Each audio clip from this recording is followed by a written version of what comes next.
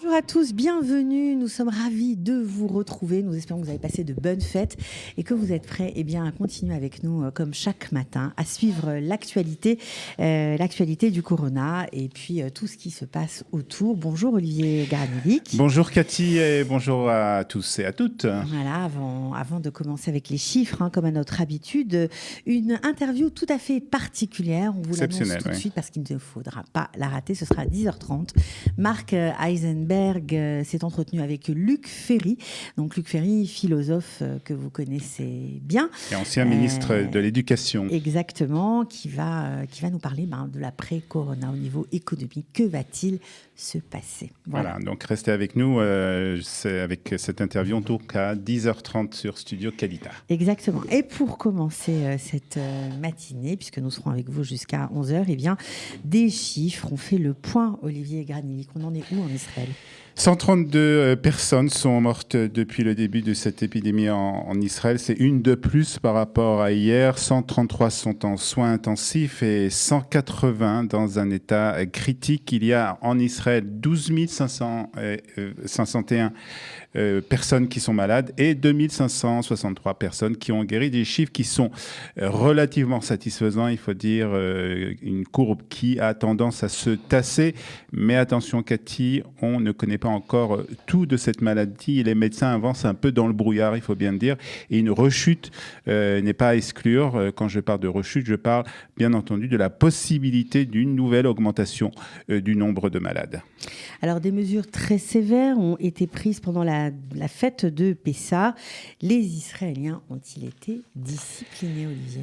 Dans leur grande majorité, oui, on peut le dire. D'abord, rappelons les mesures qui avaient été prises. C'était la fermeture hermétique du pays, à savoir qu'il était interdit de sortir des villes dans lesquelles on habite. Les sorties à 100 mètres de son domicile étaient autorisées.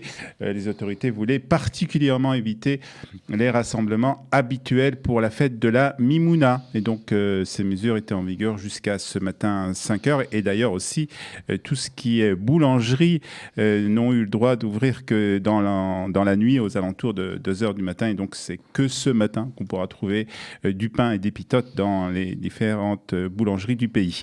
Des policiers étaient dispersés dans l'ensemble du pays et des barrages ont été installés à l'entrée et à la sortie des grandes villes. Il y a eu quand même plusieurs milliers d'amendes qui ont été distribuées à des Israéliens réfractaires qui ont essayé d'enfreindre aux mesures de restriction. Et pourtant, on parle déjà de stratégie de retour à la normale, d'une sortie du confinement. Alors, ça veut dire quoi exactement, Olivier ? C'est la grande question du jour et c'est une question qui va en fait préoccuper les autorités israéliennes et tous les Israéliens en fait dans les jours, sinon dans les semaines à venir. La question n'est pas faut-il se diriger vers la fin du confinement et un retour à la normale. Sur ce sujet, tout le monde est d'accord. Mais à quel rythme ? C'est bien là le problème. Et là, on a en fait deux écoles, Cathy. Ceux qui préconisent un retour immédiat et presque complet à la normale. Il s'agit du ministère des Finances qui voit l'économie israélienne s'effondrer.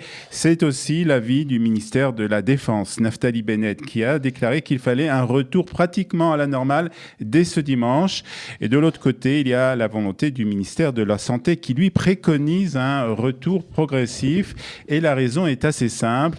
Comme je vous l'ai dit, on connaît peu de choses encore sur cette maladie et on en apprend surtout chaque jour.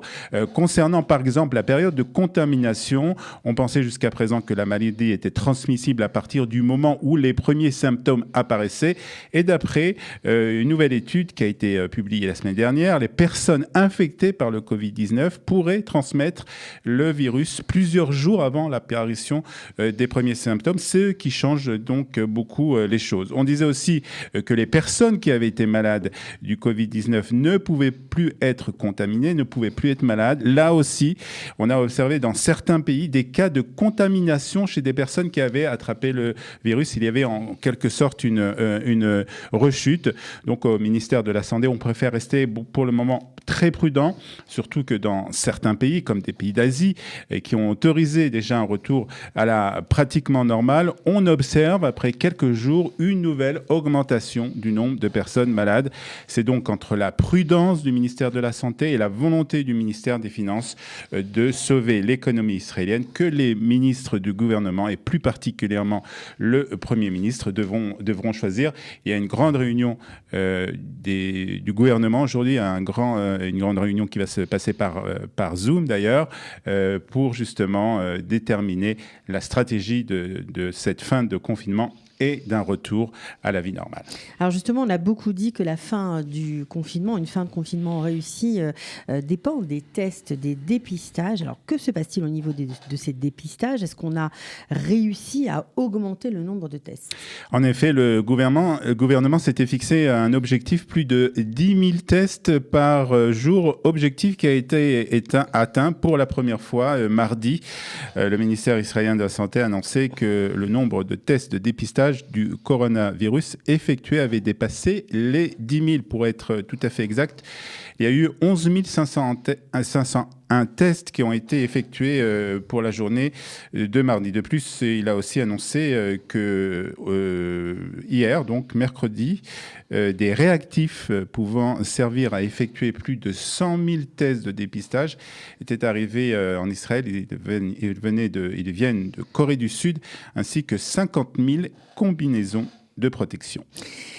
Nous aimerions aussi savoir, Olivier, faire un point en fait sur ce qu'il se passe dans le secteur arabe.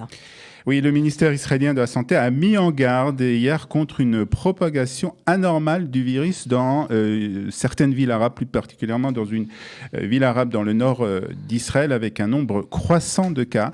Il s'agit de la ville de Deir el-Assad en Galilée avec 23 cas confirmés dans la ville, une ville qui compte 12 000 personnes, ce qui inquiète les pouvoirs publics, et on parle d'un confinement renforcé comme cela existe dans la ville de Bnei Brak ou dans certains quartiers de Jérusalem.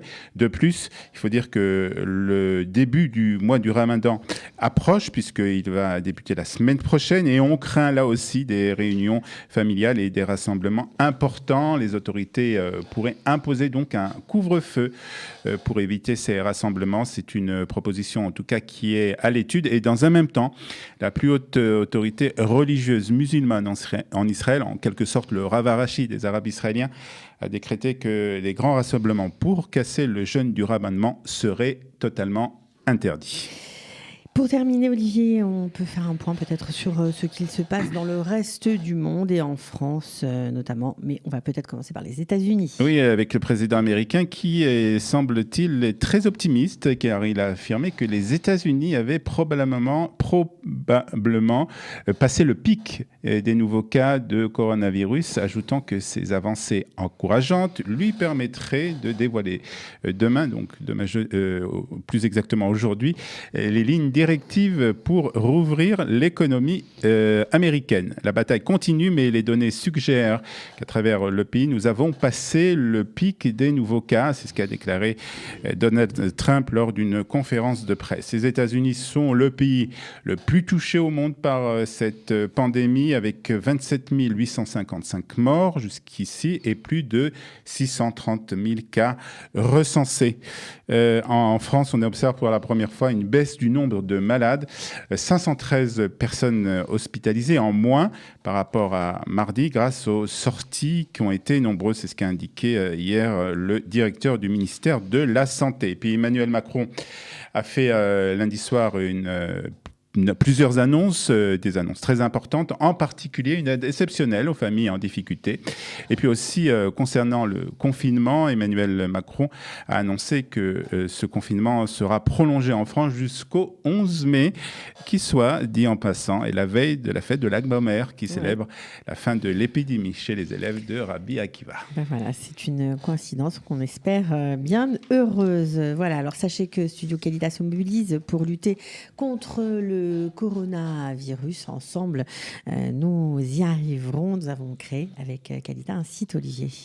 Voilà, www.info-covid-19 qualitaco.il. Si c'est trop compliqué, vous rentrez dans .com, d'accord. Voilà, c'est déjà compliqué comme ça.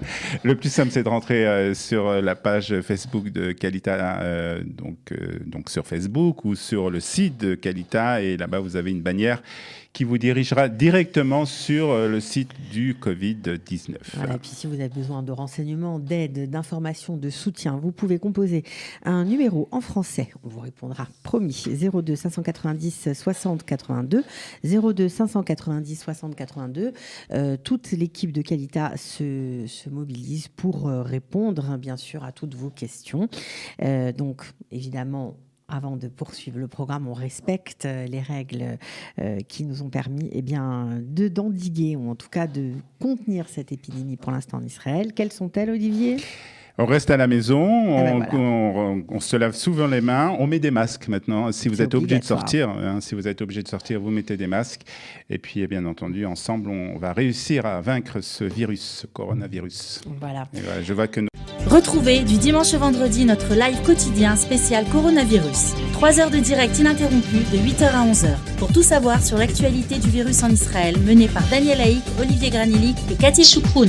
Le live Studio Qualita, c'est tous les jours en direct, puis en replay sur Facebook, YouTube ou sur notre application et sur le site studioqualita.com.